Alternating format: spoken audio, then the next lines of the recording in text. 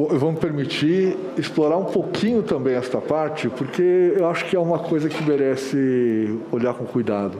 Nós precisamos de lockdown, nós precisamos de confinamento.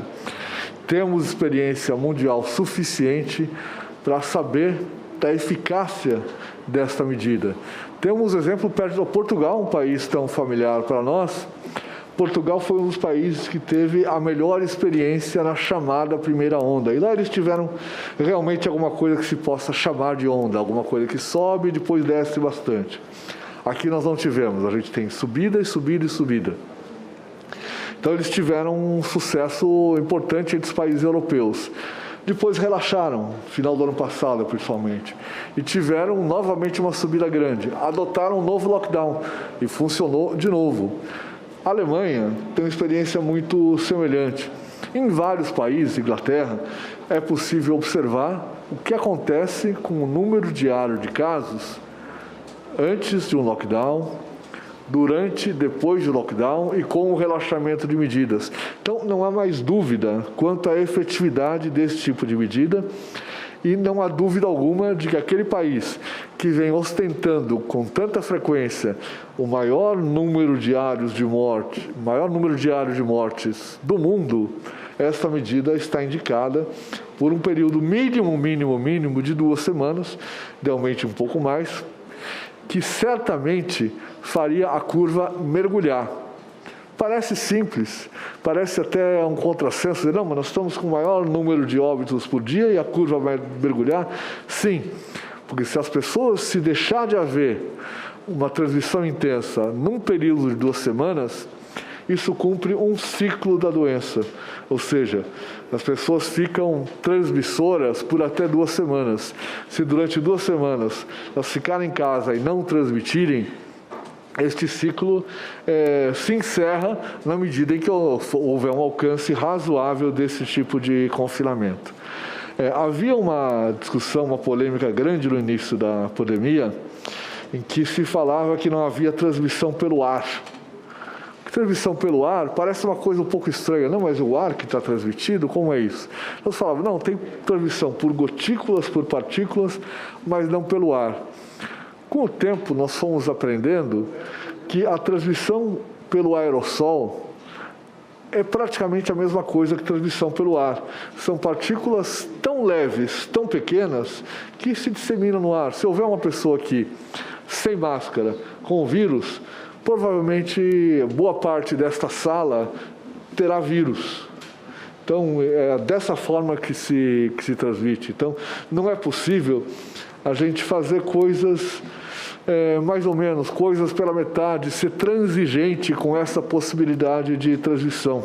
Essa questão da qualidade da máscara é uma coisa importante para lugares fechados, principalmente, mesmo para meios de transporte fechados, em que existe, sim, transmissão pelo ar. Entrando no cuidado às pessoas, o cuidado com os pacientes, o que é possível. Em primeiro lugar, é ter um sistema de saúde receptivo para as pessoas, em que elas confiem e tenham acesso. Que nesse sistema de saúde seja possível detectar tanto aqueles que têm sintomas iniciais, como aqueles que tiveram contato com os que têm sintomas iniciais. Qual a importância disso? Isso vai mudar a vida desta pessoa? Provavelmente não, mas vai mudar a vida da população, porque estes serão orientados em detalhe quanto à forma de fazer isolamento, de fazer a prevenção para que não transmitam para outras pessoas. Se esta pessoa, a pessoa que está nesse momento tem muito pouco a se beneficiar de um cuidado médico específico. Não há medicamento indicado, não há nenhum tipo de tratamento que possa lhe dizer que a doença vai ser melhor ou pior. Ele vai ter que cuidar da febre, cuidar das dores e, principalmente, cuidar para que não transmita para outras pessoas. Eu estou repetindo isso porque essa é a dimensão mais importante deste momento. Aí, supondo que a pessoa tem um quadro um pouco mais grave, um pouco mais forte, com mais febre mais alta, mais dores do corpo, mais cansaço, eventualmente um um início de falta de ar, essa pessoa passa a ter que ser monitorada mais de perto.